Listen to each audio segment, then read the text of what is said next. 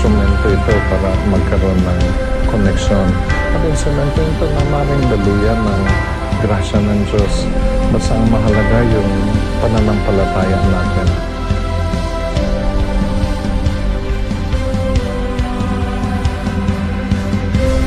Yung buhay ng mga Pilipino ay mahirap talaga.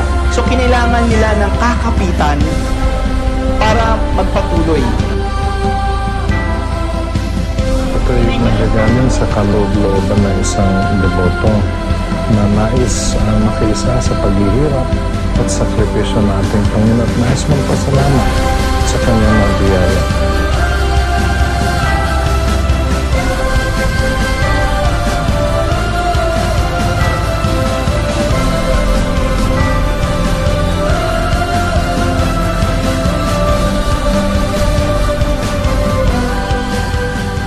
As we formally announced last month, Pope Francis will visit the Philippines on January 15 to 19, 2015.